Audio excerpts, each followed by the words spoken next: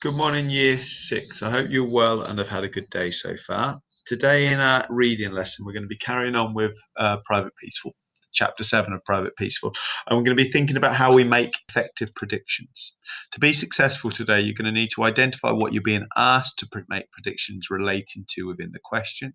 You're going to think about how the text gives you an impression of what might unfold and what might happen going forward. And you're going to support any answer you make with reference to or a direct quotation from the text. Okay, so you're going to need to not just guess things, you're going to need to also use your skills as a reader to support your answer. So I'm just going to move my kid. Okay, right, guys. So, quick bit of recall 5 questions or 5 things. Who got Bertha? Who employed Charlie? Who had a funeral for his pet? Who spoke at Mr. Peaceful's funeral? And who looked for Joe? So 5 answers, please. Quickly write them down.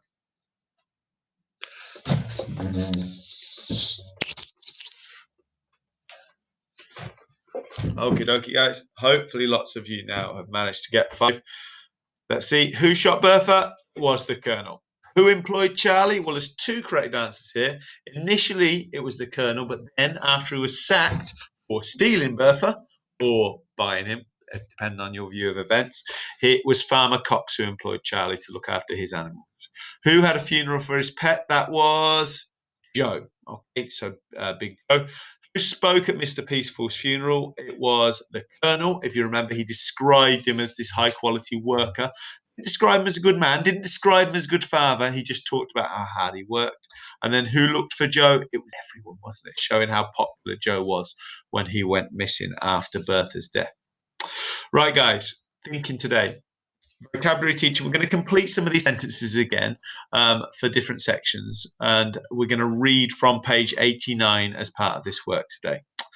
First element that we're looking at is a sentence completion point, which would go from the red writing within which word could go after sister here. So my sister, something around because she was older than me. Okay, so I'm going to look on that first section about a word which could go to describe the actions of this character's sister.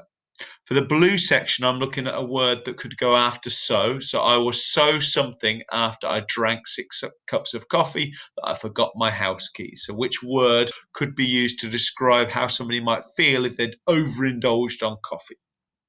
One evening, Charlie and I arrived home from work a little late, having stopped on the way for a drink at the Duke, as we often did.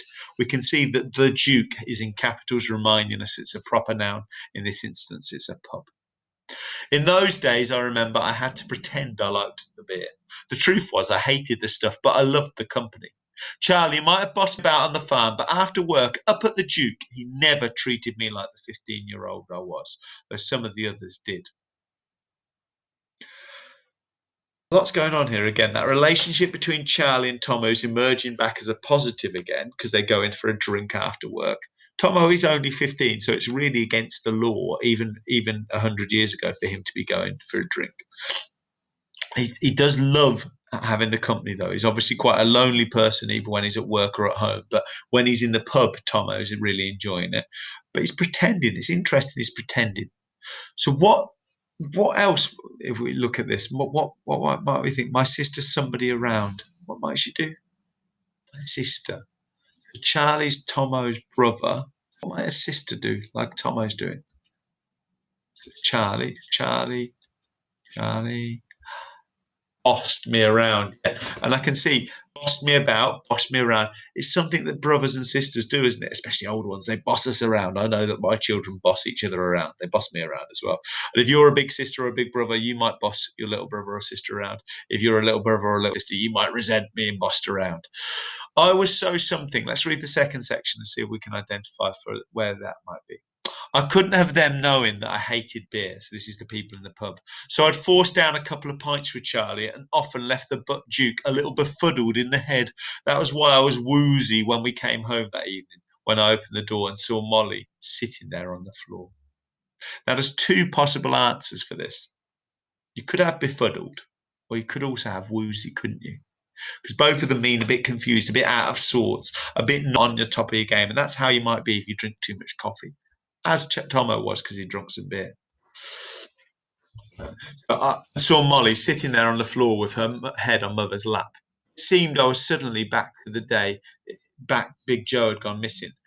Because remember, that's what Molly was doing then. Molly was putting her head when Big Joe had gone missing, putting her head on Mum's lap, Mother Peaceful's lap, to comfort Mother. Here it feels different.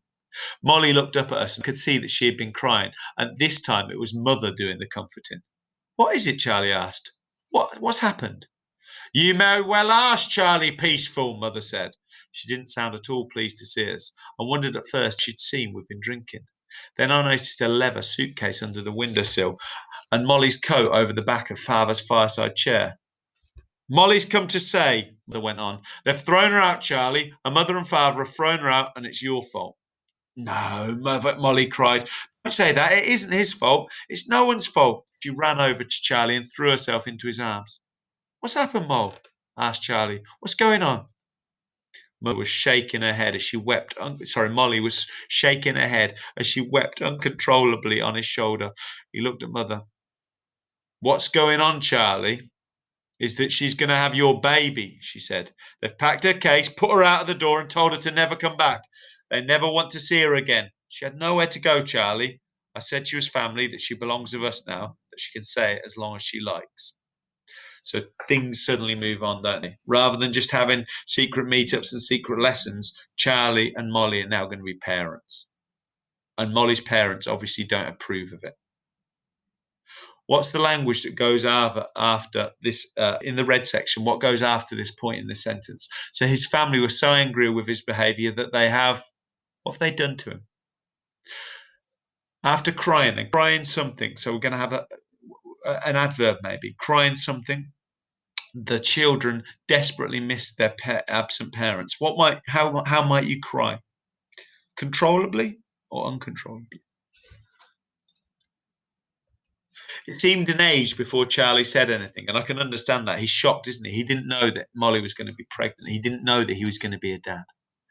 Before Charlie said anything, I saw his face go through all manners of emotions: incomprehension, bewilderment, outrage, through all these at once. Incomprehension because he didn't expect it, bewilderment because now he's going to be a dad, outrage because they've thrown out Molly. And then at last, to resolve. He held Molly away from him now and brushed away her tears with his thumb as he looked steadily into her eyes. When he spoke at last, it wasn't to Molly, but to Mother. You shouldn't have said that to Mole, Mother. He spoke slowly about her sternly. Then he began to smile. That was for me to say. It's our baby, my baby, and Mole's my girl. So I should have said that. But I'm glad you said it all the same. So Charlie's taken ownership of this situation. It's not that it's Mum's job to let Molly stay with them. It's his, because Molly is his family. Molly is going to be the mother of his baby. After that, Molly became even more one of us than she had been before. I was both overjoyed and miserable at the same time. Molly and Charlie knew how I must have felt, I think, but they never spoke of it, and neither did I. They were married up at the church a short time later. It was a very empty church. Again, you can imagine nobody would be approving of this marriage because Molly had become pregnant before they were married, and in those times that was not something that was acceptable. But they were married in the church a short time later. It was a very empty church. There was no one there except the vicar and the four of us, and the vicar's wife sitting at the back. Everyone knew about Molly's baby by now, and because of that, the villa had agreed to marry them only on certain conditions. No bells to be rung and no hymns to be sung. So he shows that he's not happy about the situation. He's accepting they should get married, but he's not going to celebrate it like other people's relationships would be venerated. He rushed through the marriage service as if he wanted to be somewhere else. There was no wedding feast afterwards, only a cup of tea and some fruit cake when we got home. Shortly afterwards, Mother received a letter from the wolf woman saying it was a marriage of shame. How she had thought of dismissing Molly and only decided against it because whilst Molly was clearly a weak and immoral girl, she felt she could not, in all conscience, punish Molly for something that was sure was much more Charlie's fault than hers. And that anyway, Molly had already been punished enough for her wickedness. And we can see again with this language from the wolf woman how full of judgment she is. Sorry, guys, my cat's pressing the screen again.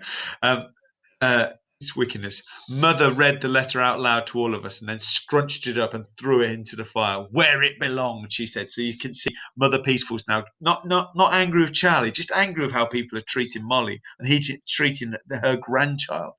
I moved into Big Joe's room and slept with him in his bed, which wasn't very easy because he was big and the bed was very narrow. He muttered to himself loudly in his dreams and tossed and turned almost constantly.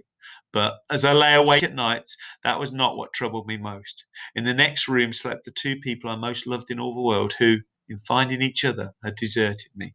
And this is the crux of it, isn't it? Tomo feels alone, even though he's only a wall away from his brother, who's closest to another world, and Molly, who he loves. Sometimes in the dead of night, I thought of them lying in each other's arms, and I wanted to hate them, but I couldn't. But I couldn't. But I couldn't. He wants to hate them because he's angry at being deserted, but he loves them, so he can't. All I knew was that I had no place at home anymore, that I would be better off away, and away from them in particular. And now, where do you think he might go? Thinking about what's going on in the world, where might he try and go to find his own feet? Think about where we know at the beginning of each chapter he's ended up. Why might he go there? Right, guys, with that vocabulary work, then you've got those sentences to complete. Looking back then for our prediction work, do you think Tomo would like to go home? If we read back this section, do you think he'd like to go home? I think he would like to go home when the situation he's in is resolved. That's a 1 mark answer. I've said an answer, but I really want to push it and show that the fact that he views God to have abandoned this location shows he isn't happy there. So I've now put some evidence from the text into my answer. So the fact that God has abandoned this place shows he's unhappy there. And moreover, so additionally, the negative description of the church's appearance, where it's hanging down like a broken promise, shows that he is not content, he's not happy. So I've got 2 pieces of evidence from the text to show that he's unhappy there and therefore that he wants to go home. So I've supported my answer with evidence from the text. What I'd like you guys to do is maybe even add a 3rd piece like I've done here. He shows you unhappy by referencing the fact that he didn't feel he made an informed choice in coming to France. This might link to where we've just left the chapter on page 92. Did he make a good choice in going to France? Well, here he says, now I come to think of it, it was a broken promise that brought me here to France and now to this barn. So he's experienced lots of problems of trust that have led him to France and led him to whatever situation he's in now, where he feels he's about to face some reckoning. On page 90, Mrs. Peaceful greets Charlie. How do you see that she's unhappy? How could you predict as a reader that she was going to be unhappy with her? How do you think Tommy will react now that Molly living in the family? Will he be happy because his best friends there or his sisters, almost like his sisters there? Why? Do you think the baby's going to have an easy life? Based on what you've seen of how people have treated this marriage, do you think the baby's going to have an easy life? And then what is likely to happen in the relationship between the Peaceful family now and the Wolf woman? Will that become closer because she's got a great grandchild? Or will it become more distant? What do you think? And if you could answer those on that sheet, please. Okay, guys, thank you for listening today. Hope you're enjoying Private Peaceful. See you soon. Bye bye.